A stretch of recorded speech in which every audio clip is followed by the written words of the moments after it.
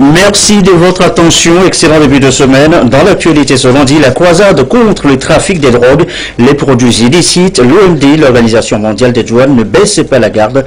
Elle tient à Lomé depuis ce matin la 6e édition de l'opération Coquer. 35 pays représentés venus de différents continents. Les précisions dans un instant. Recours rejeté, élection validée. La Cour suprême du Kenya confirme la réélection de Uhuru Kenyatta. Le président sortant rempile pour un second mandat à la tête du Kenya donc. Et puis nous irons au palais des congrès de Lomé pour les 10 ans de carrière de Vaïda. La Lionne était sur scène hier devant ses fans pour célébrer cet anniversaire. Leur est en fin de journal tout à l'heure. Voilà madame, monsieur le sommaire. Bienvenue. Bonsoir à tous. D'abord la lutte contre le trafic des drogues et autres produits illicites. Objet depuis ce matin d'une grande rencontre à Lomé, la 6e édition de l'opération Coquer, initiée par l'Organisation mondiale des douanes. 35 pays de divers continents représentés. Il est question de renforcer les capacités de détection, d'investigation dans les aéroports. ONUDC et Interpol sont impliqués. L'accent sera mis aussi sur l'échange d'informations, les précisions de Erlo Kilifou. L'Organisation mondiale des douanes et l'Interpol remettent leurs agents à niveau dans le contexte de l'opération baptisée Coquer pour lutter efficacement contre la drogue et autres stupéfiants qui nuisent aux flux commerciaux et déstabilisent le monde entier. La formation, la 6e du genre, vise à intercepter les expéditions de cocaïne, détecter les passagers à risque et identifier les réseaux criminels impliqués. Ceci à travers des échanges d'informations en temps réel entre les services des douanes et l'Interpol. Une coopération nationale, interservice, une coopération régionale avec les différents pays africains, avec chaque logique qui est propre au pays, propre à la zone, et une dimension internationale en associant les 3 continents, l'Amérique du Sud, l'Afrique et l'Europe.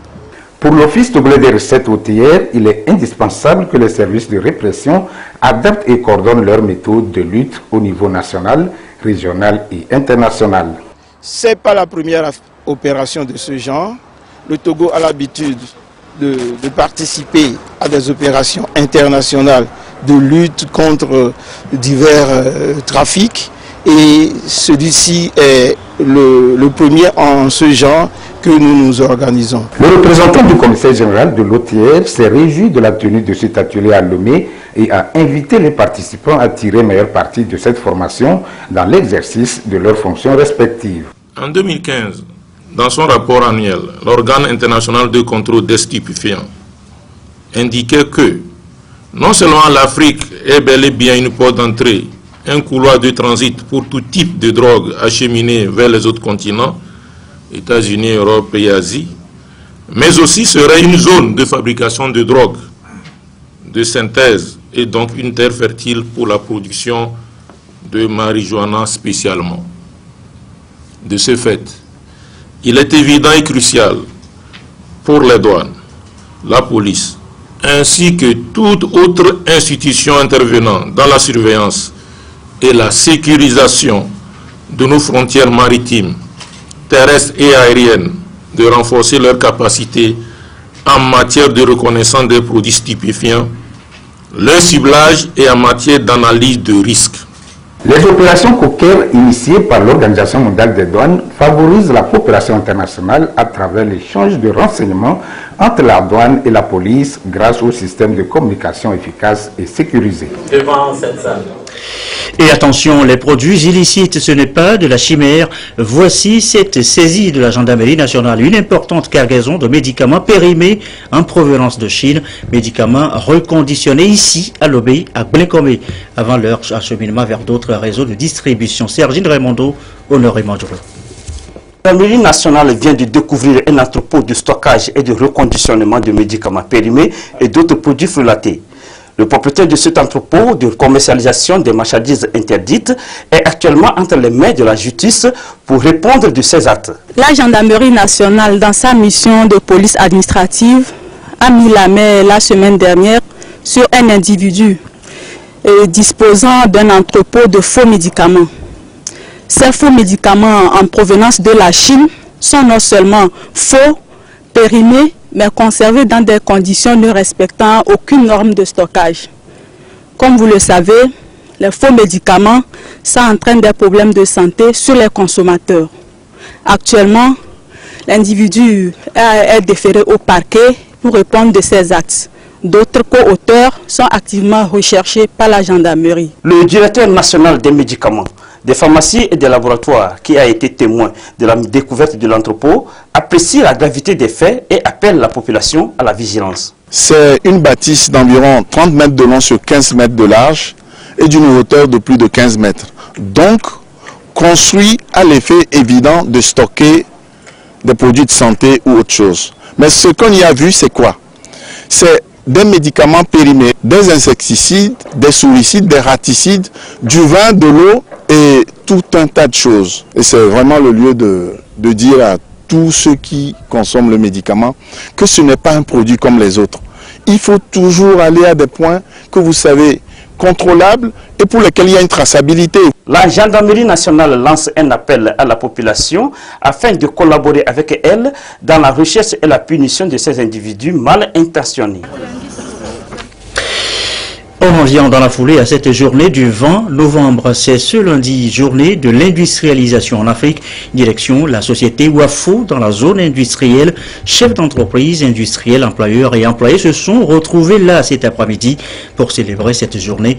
Développement industriel, zone de libre-échange sont quelques termes de référence évoqués. Robert Potogui et Dem Sosopo.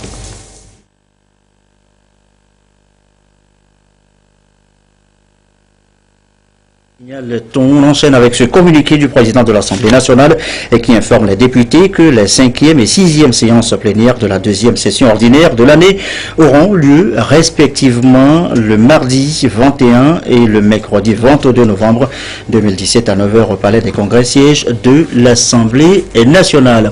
Retour, je l'annonçais tout à l'heure sur ce sujet, on y reviendra. Toujours la suite avec cet autre sujet évoqué ce soir, la théorie du changement. C'est le PNUD qui en est le concept. Le concepteur, il vient d'initier une série de formations sur ce nouveau concept. Il s'adresse aux cadres nationaux en charge de la planification au niveau central et sectoriel. Ça concerne précisément les politiques de développement durable au profit des populations. Première série, ce lundi, avec Pozo Kwasiglé, Nathalie Panigui.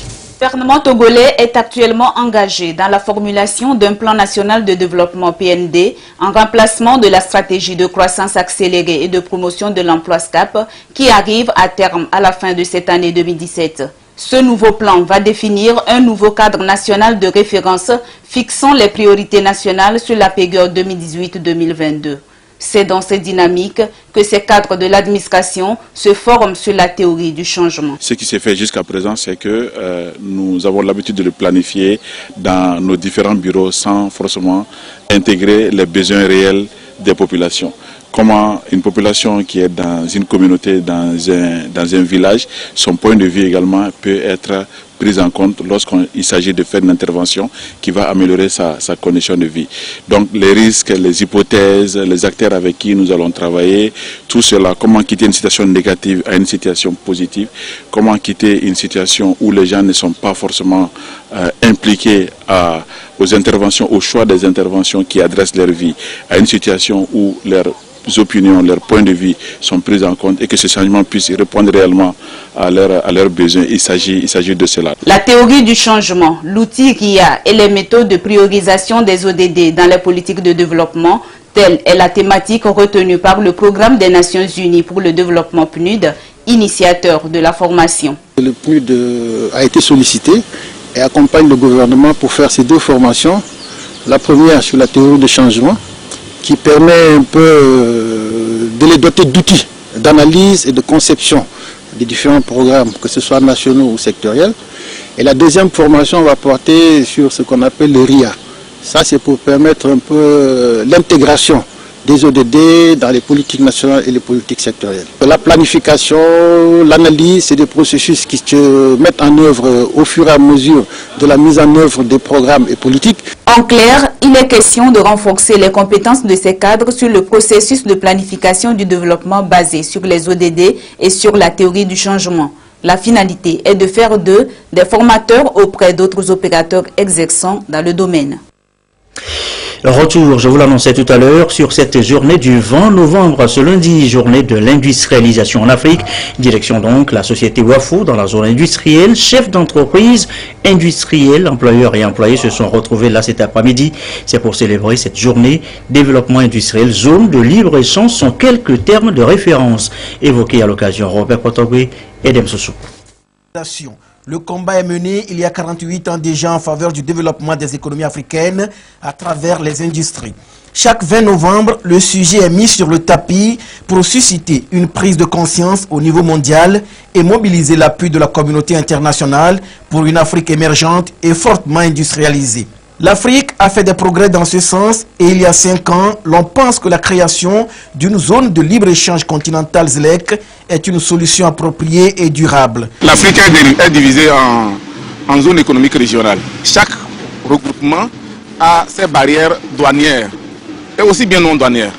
Donc il s'agit en fait, à travers la mise en place de cette ZLEC-là, qui a été même voulue par les chefs d'État, de faire de l'Afrique un marché commun. Donc, de faire en sorte qu'à terme, que ce soit un marché douanier, c'est-à-dire que les barrières douanières, les barrières non tarifaires soient supprimées. Le développement industriel en Afrique a toujours été un problème. Parce que, d'une part, les coûts des facteurs de production sont très élevés, et ce qui ne permet pas à nos produits, les produits industriels, d'être compétitifs sur le marché par rapport aux autres produits, par exemple les produits de l'Asie, les produits de l'Europe, où les facteurs de production sont très bas, avec une main-d'œuvre très qualifiée. Et ça, c'est juste quelques exemples que j'ai donnés. L'industrie a de beaux jours parce que ce n'est que le balbutiement de l'industriel, ne fait que commencer. Et nous sommes sûrs que dans 5 ans, ce n'est pas une industrielle que vous allez trouver, mais c'est toute une armée d'industriels que vous allez trouver au Togo. Ça, nous sommes sûrs. Aujourd'hui, les 54 pays d'Afrique sont tombés d'accord qu'il ne s'agit plus seulement de produire, mais d'être compétitifs. Ceci a fait de tirer profit des marchés de plus en plus ouverts et concurrentiels. L'industrialisation reste un des moteurs de croissance et un défi pour le continent africain.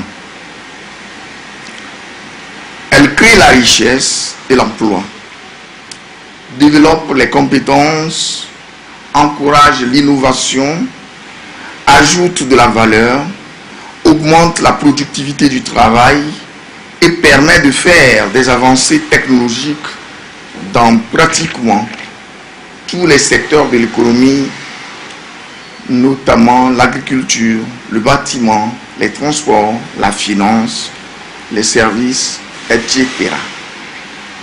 C'est pour ces raisons que le chef de l'État, son Excellence Faure Sozin Gnassingbé, dans la mise en œuvre de sa vision du développement industriel de notre pays, encourage l'implantation des industries sur toute l'étendue du territoire, aussi bien en zone franche que sous le régime douanier. En témoigne l'inauguration en juillet dernier de la cimenterie de Kara. Aussi a-t-il donné des instructions précises pour l'accélération du projet des agropoles pour la transformation des produits issus de notre agriculture. Pour l'édition 2017 de la journée de l'industrialisation de l'Afrique, le secrétaire général des Nations Unies a estimé qu'il faut inclure les jeunes et les femmes dans les chaînes de production industrielle en Afrique. Les Nations Unies ont d'ailleurs proclamé la période 2016-2025, troisième décennie du développement industriel de l'Afrique. Le secteur agricole maintenant. D'abord, cette opération, on y reviendra tout à l'heure, opération de riz, d'achat de riz, donc à Covier, avec une partie du stock écoulé ce matin dans le Zion, une partie du stock écoulé par les riziculteurs, acheté donc par l'ANSAT, l'Agence nationale de la sécurité alimentaire. Le ministre Agadazi était sur place pour l'achat. D'abord, cet achat, cette opération d'achat et la visite, une pierre de coups pour le ministre Ekouessala. À Covier, dans la vallée de Zion, plus de 4000 tonnes de riz sont produites chaque année.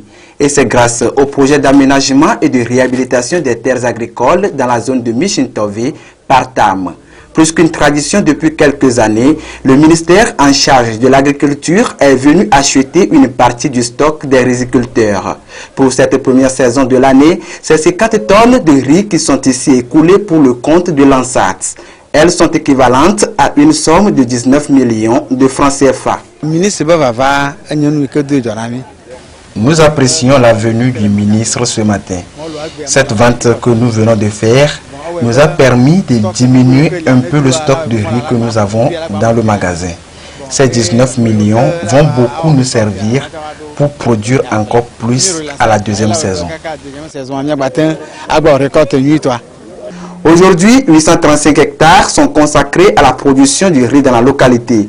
Le gouvernement s'est engagé à faire du secteur un véritable levier de développement à travers de multiples actions. L'ANSAT est venu collecter 50 tonnes des 2000 tonnes qui sont attendues au cours de cette campagne. L'ANSAT va toujours engager les fonds qui ont été mis à sa disposition par le Trésor public pour faire les collectes. Dieu merci, nous avons 264 magasins qui ont été construits sur l'ensemble du territoire. Rien que sur le site de Covier, nous avons 15 magasins. Et donc les collectes de l'ANSAT vont tourner autour des magasins, que ce soit au niveau de Covier ou bien à l'intérieur pour la filière maïs. Une visite inopinée a ensuite amené le ministre Agadazi sur certains sites du projet par TAM pour apprécier le travail qui s'y fait. Le pont de Covier fait également partie de cette démarche qui entend à terme améliorer davantage la situation des paysans. Au titre des défis, il y a le pont que nous avons visité et qui est en train de céder du fait du nombre d'années que le pont a connu. Et le canal d'Amené est en train de céder. Le gouvernement a déjà pris des contacts avec la BOAD pour mobiliser les ressources financières, soit pour réhabiliter le pont, soit pour reconstruire un nouveau pont. Les discussions sont en cours et nous voudrions ici rassurer les producteurs que là je tenais à saluer aussi le secteur privé qui a beaucoup contribué. Aujourd'hui, sur les 29 bassins piscicoles, 10 sont exploités. Nous avons encore 19 qui ne sont pas encore exploités. Et nous avons lancé l'appel au niveau de Covier, bien au-delà de Covier, pour que le secteur privé vienne prendre sa place. La deuxième filière, c'est l'horticulture. Ça sort un peu de l'ordinaire. Il y a des jeunes qui produisent des fleurs qui sont vendues à Lomé. Nous allons les encourager parce que nous avons encore suffisamment d'espace ici et qui peuvent servir de production horticole pour vendre sur le marché local et même sur le marché international. Il y a un volant de matériel qui n'est pas encore vendu, c'est les motoculteurs. Il y en a 15 et nous avons demandé au préfet de Zio et au chef traditionnel et au chef canton de faire en sorte que les jeunes puissent s'organiser de petites entreprises pour récupérer les 15 motoculteurs pour les gérer pour leur propre compte. Le ministère entend les appuyer. Le projet PARTAM, mis en œuvre par le gouvernement il y a 17 ans, a pour finalité de garantir la sécurité alimentaire, mais aussi de lutter contre la pauvreté. Le projet fait ses preuves sur le terrain et Covier est aujourd'hui réputé pour la production et la commercialisation du riz blanc.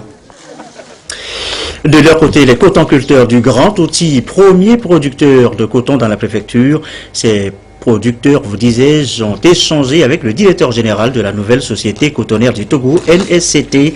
De quoi a-t-il été question? Désiré Aloy pour nous en dire précisément.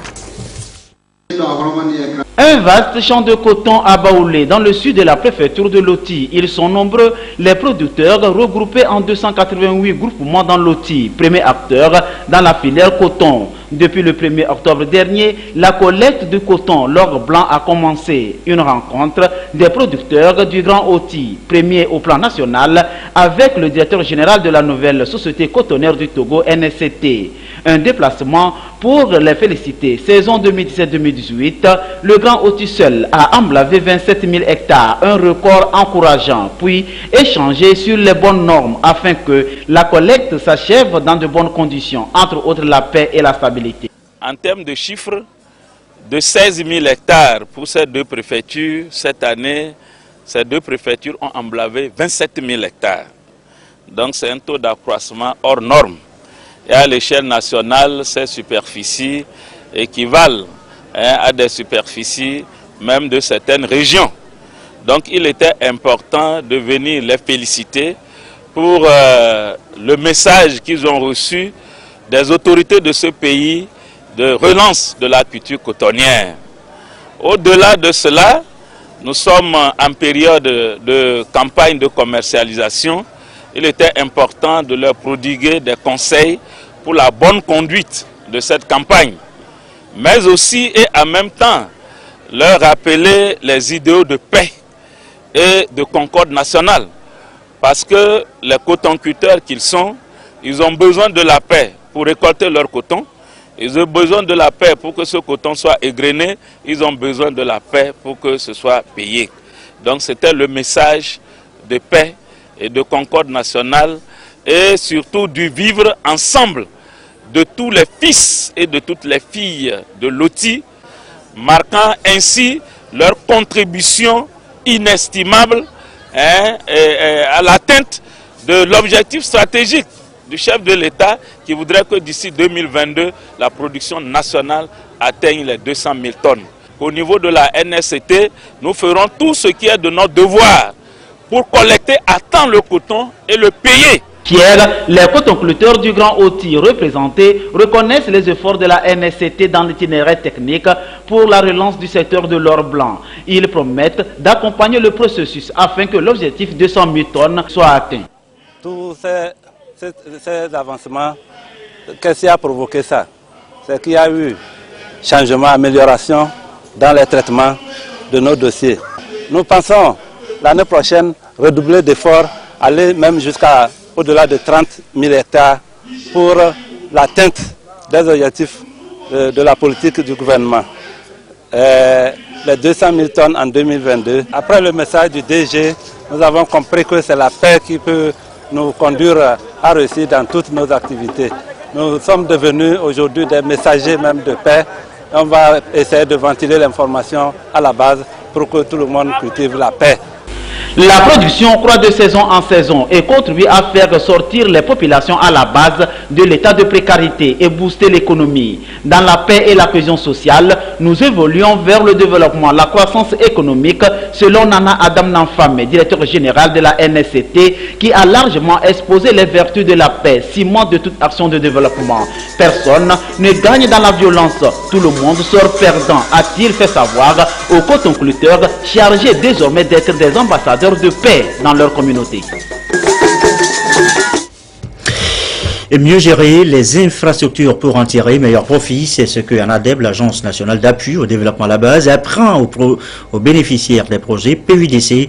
Nouvelle séance cet après-midi à la Maison des Jeunes à Amadarome, séance sanctionnée par des attestations. Serge Tastom, Augustin Kossi.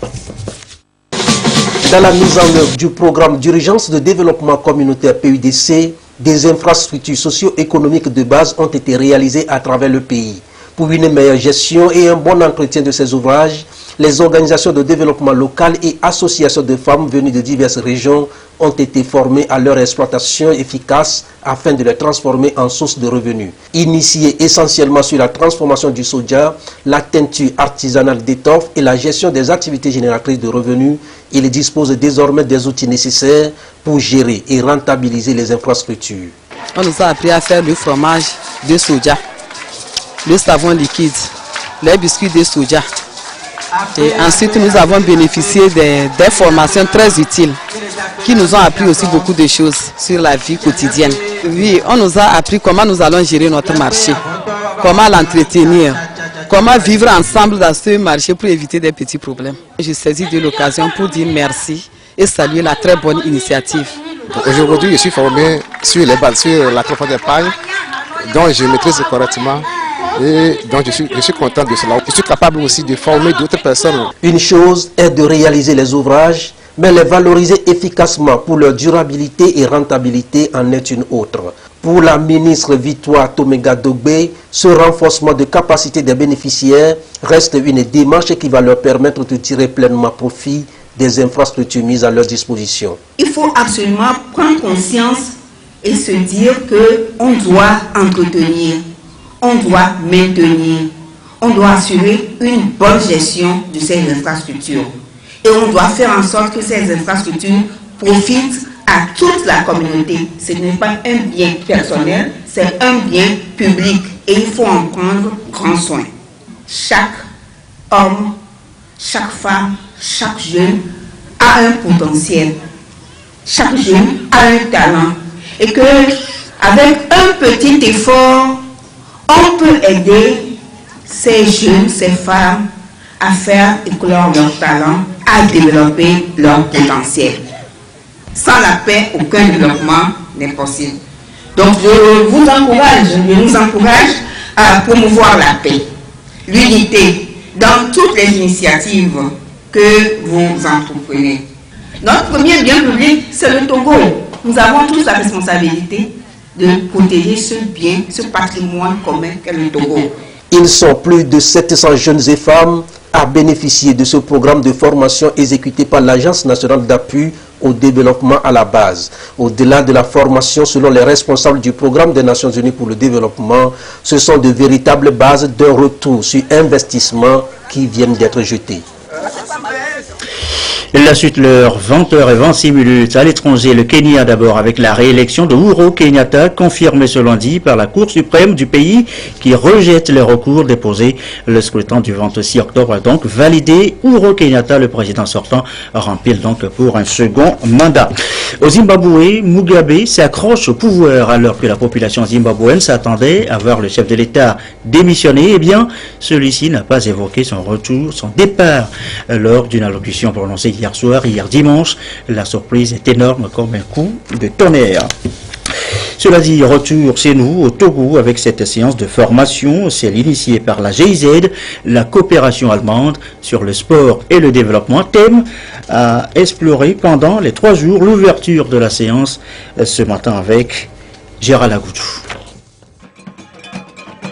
Le sport, une discipline fédératrice des peuples autour des valeurs de paix, d'union, de solidarité, de cohésion sociale et surtout de développement et de promotion de la culture. C'est dans cette perspective que depuis 2015, la coopération allemande de GIZ a élaboré le projet ProSport au Togo pour le développement du pays.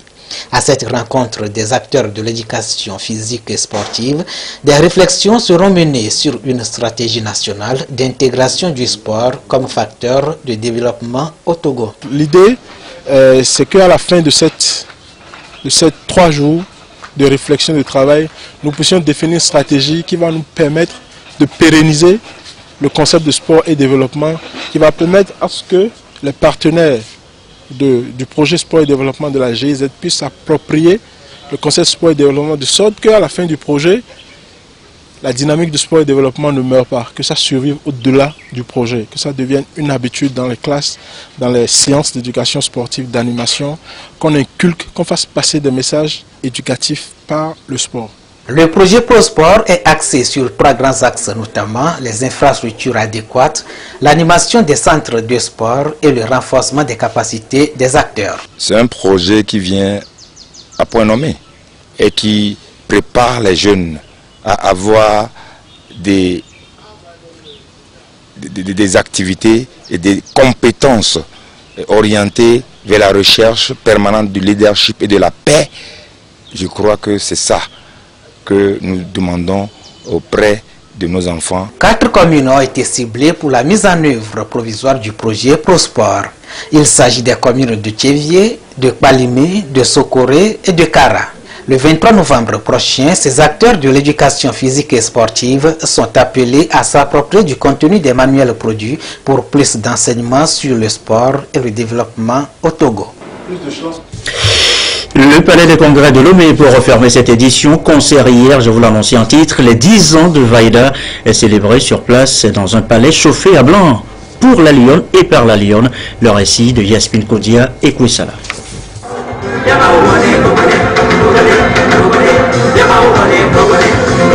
Les amoureux du gospel n'ont voulu rien rater de ce concert anniversaire de la chanteuse Vaïda. Au Palais des Congrès de Lomé, ils sont venus célébrer avec l'artiste ses 10 ans de carrière.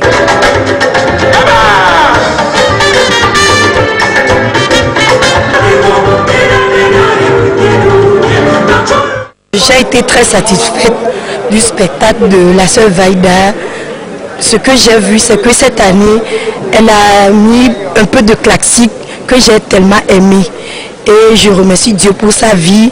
Je prie Dieu de la fortifier pour son ministère et qu'elle nous donne plus de joie au davantage. La vedette a d'abord parcouru son répertoire musical. Elle a été à la hauteur de ce concert qu'elle a organisé.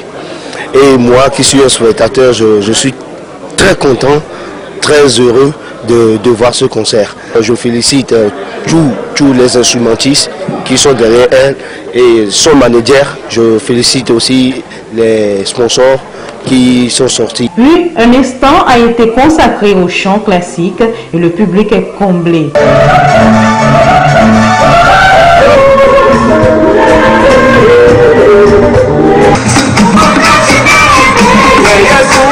Je dis merci, vraiment un grand merci à Dieu, et parce que c'est lui qui l'a fait, et je dis aussi un grand merci à tous ceux-là qui sont derrière moi, les sponsors, et puis tous mes fans. Le bilan est positif, je le dis et je le redirai autant de fois qu'il le faut. Il y a du haut et de bas dans la vie de tout un chacun, mais je positive tout. J'aurai à inviter mes fans, une centaine de personnes pour célébrer encore, pour continuer, pas dire merci à Dieu pour ces 10 ans. Cette première décennie de Vaïda est marquée par 4 albums, dont le plus récent, Bobodé, de 12 titres, pour magnifier le Seigneur. L'artiste ne compte pas s'arrêter en si bon chemin.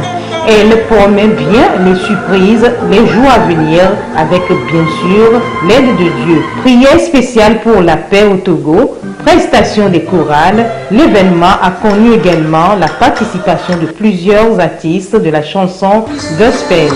Vaïda, jeune artiste gospel, est le fruit de la chorale La Jeunesse de l'église presbytérienne de Hijranawi. Un groupe qu'il a porté alors qu'elle avait seulement 7 ans.